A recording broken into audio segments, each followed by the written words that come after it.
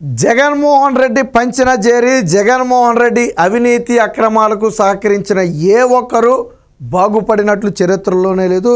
దానికి గతంలో జగన్మోహన్ రెడ్డి అవినీతి అక్రమాస్తుల కేసులో ఇరుక్కుపోయినటువంటి ఐఏఎస్ ఐపీఎస్ అధికారుల గురించి మాట్లాడుకోవచ్చు.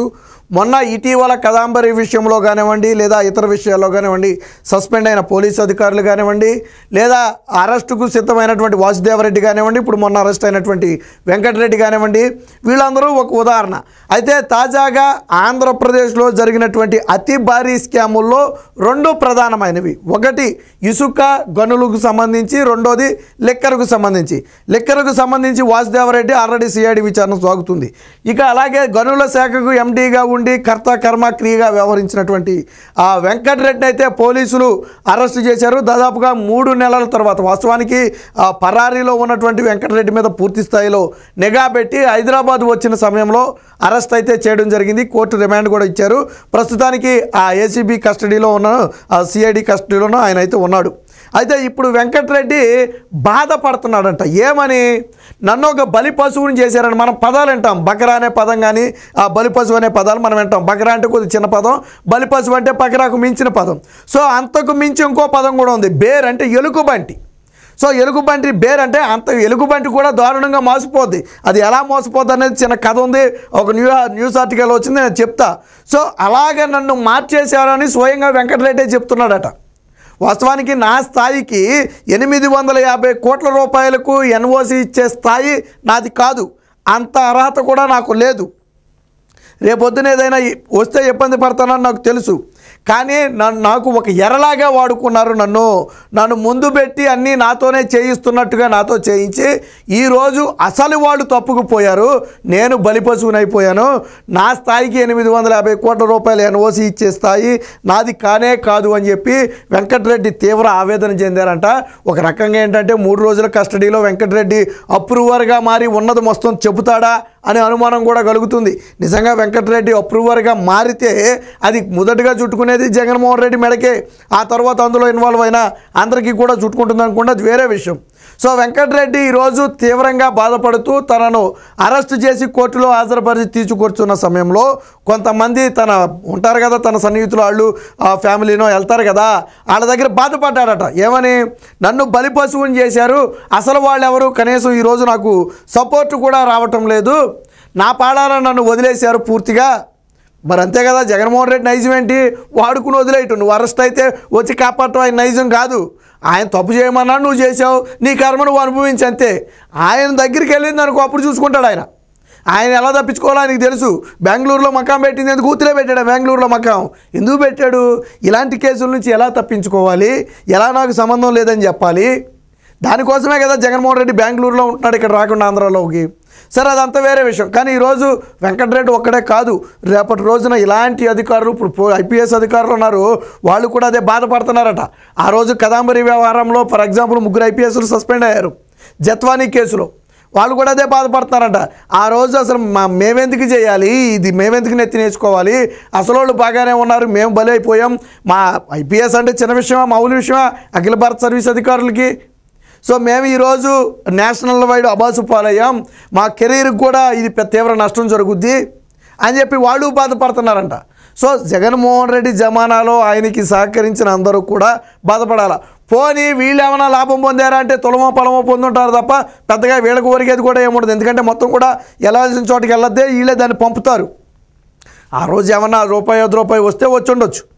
సో దీనికి సంబంధించి వెంకటరెడ్డి ఎలా బాధపడుతున్నాడు, ఏమంటున్నాడు అనే దానికి సంబంధించి ఒక కథనం అయితే వచ్చింది, ఒకసారి చూద్దాం. గనుల గనుడు బేర్ బలైపోయానని వాపోతున్న ఆ గనుల వెంకటరెడ్డి బేసిక్గా ఈ బేర్ అనే పదాన్ని అంటే మీకు దాని కథ మీకు తెలిసి ఉండదు. ఇక్కడ చూడండి, బకరా అనేది బాగా విన్న పదం, బలిపశువు అంటే బకరా కంటే కొద్దిగా ఎక్కువ స్థాయి. పోలార్ బేర్ అంటే ధ్రువపు ఎలుగుబంటి అని దాని అర్థం. పోలార్ బేర్ అంటే ధ్రువపు ఎలుగుబంటి అని అర్థం. బకరా బలి పశువుకు మించిన బాధితుడు ఎవరైనా ఉంటే వారిని పోలార్ బేర్తో పోల్చవచ్చు. ఇప్పుడు ఈ పదాన్ని ఎవరు వాడారంటే వెంకటరెడ్డే వాడాడు. ఈ బేర్ అనే పదాన్ని ఎవరు వాడారు అంటే వెంకటరెడ్డే వాడాడు. ఇది ఎవరో చెప్పిన మాట కాదు. ఏసీబీ అరెస్టు చేసినటువంటి గనుడు వెంకటరెడ్డి ఇప్పుడు ఇలా వాపోతున్నారట. వైసీపీ పెద్దలు తనను పోలార్ బేర్లా మార్చేశారని ఎరవేసి వాడుకున్నారని చెప్పి ఆక్రోశిస్తున్నాడట. సో ఏంటి ఈ పోలార్ బేర్ అంటే ఒకటి చూడండి, ఇక్కడ ధ్రువపు ఎలుగుబంటికి రక్తం అంటే ఇష్టం. ఎస్కిమోలు అంటే తెలుసు కదా మనకి, మంచు మీద అది బళ్ళు వేసుకునేది వెళ్తుంటారు వాళ్ళు, అంటే వేటాడేవాళ్ళు ఒక రకంగా. సో ఎస్కిమోలకి ఏంటంటే ధ్రువపు ఎలుగుబంటి అంటే ఇష్టం. ఎలుగుబంటికి ఏమో రక్తం ఇష్టం, ఎస్కిమోలకేమో ధ్రువపు ఎలుగుబంటి అంటే ఇష్టం. అందుకు 350 నుంచి 400 కిలోల బరువు ఉండేటువంటి ఈ జీవిని, కిలోల టన్నుల బరువు ఉండే ఆ జీవిని వేటాడటం అంత సులభం కాదు. అందుకే వేటగాళ్ళు ఏం చేస్తారంటే రక్తం పూసిన పదునైన కత్తులను వెళ్ళే దారిలో ఏర్పాటు చేస్తారు. ఎలుగుబంటికి రక్తం కోసం కత్తిని నాకుతాయి, దాంతో నాలిక తెగి నెత్తిని దార కడుతుంది, తన నెత్తురు తానే జుర్రుకుంటూ చివరికి సొమ్మసిల్లి పడిపోతుంది. సో వేశారు. ఎర అంటే చూడండి ఎలా వేశారంటే ఎలుగుబంటిని పట్టడం కోసం, దానికి రక్తం అంటే ఇష్టమని తెలుసు, అందుకని ఏం చేశారు, పదునైన కత్తులకు రక్తం రాసి అక్కడ పెడితే ఎలుగుబంటి ఏం చేద్దంటే ఆ రక్తాన్ని నాకడానికి వస్తుంది. నాకినప్పుడు ఆ పదునైన కత్తులతో ఏమవుతుంది, ఎలుగుబంటి నాలిక తెగిపోద్ది. తెగినప్పుడు ఏమవుద్ది, రక్తం కారిపోతుంటుంది. ఎలుగుబంటి ఏం చేద్దంటే తన రక్తాన్ని తానే జురుకుంటుంటుందట. కారేది తన రక్తం అని కూడా తెలియదేమో, రక్తం కనపడితే ఏమవుద్ది, ఎలుగుబంటి జుర్రేస్తుంది. అలా జురుకుంటూ చివరికి ఏమవుద్ది, రక్తం కారిపోయి సొమ్మసిల్లి పడిపోద్ది. అప్పుడు ఈ ఎస్కిమోలు వెళ్ళి దాన్ని ఈజీగా పట్టుకుని తీసుకొస్తారు. సో ఇదొక పక్కాగా ప్రీప్లానెడ్ వ్యవహారం అట. ఎస్కిమోలు సులువుగా దాన్ని సంహరిస్తారు. తనను కూడా అచ్చం ఇలాగే బలి పశువుని చేశారని ఇప్పుడు వెంకటరెడ్డి ఆక్రోశిస్తున్నట్లుగా సమాచారం. వెరసి వైసీపీ పెద్దల చేతిలో తాను బలైపోయానని, మొత్తం వ్యవహారంలో పాత్రధారిని మాత్రమేనని, సూత్రధారులు వేరే ఉన్నారని చెప్పినట్లుగా తెలిసింది. పై వాళ్ళు చెప్పకుండానే 850 కోట్లకు ఎన్ఓసి ఇచ్చే స్థాయి తనకుందా అని చెప్పి తన ఎదుటి ఉన్న వారిని తానే ప్రశ్నించినట్లుగా కూడా తెలుస్తుంది. సో డిప్యూటేషన్పై వచ్చి పోలార్ బేర్లా ఇరుక్కుపోయా, 850 కోట్లకు ఎన్ఓసి ఇచ్చే స్థాయి నాకుందా, సూత్రధారులు వేరే ఉన్నారని పరోక్షంగా వెల్లడి. నేటి నుంచి 3 రోజులు ఏసీబీ కస్టడీకి. చేతులు మారిన సొమ్ములో ఎవరి వాటా ఎంత, ఎవరి ఆదేశాల మేరకు ఇసుకలో ఒప్పందం జరిగింది, ఎవరు చెప్పారని ఎన్ఓసి ఇచ్చారు వంటి కీలక ప్రశ్నలు అయితే ఏసీబీ సిద్ధం చేసింది. సో ఈ 3 రోజులు కూడా వెంకటరెడ్డిని ప్రశ్నల వర్షం కురిపించబోతుంది. అయితే ఈ సమయంలోనే వెంకటరెడ్డి అప్రూవర్గా మారే అవకాశం ఉందని తన మాటలను బట్టి అర్థమవుతుంది. ఎందుకంటే నేను బలిపశువుని అయిపోయాను, కేవలం నేను పాత్రధారిని మాత్రమే, అంటే వాళ్ళు చెప్పింది చేసిన వ్యక్తిని మాత్రమే, కానీ దీని కర్త కర్మ క్రియా సూత్రధారులు వేరే ఉన్నారు, తెర వెనక ఉండి నడిపించారు.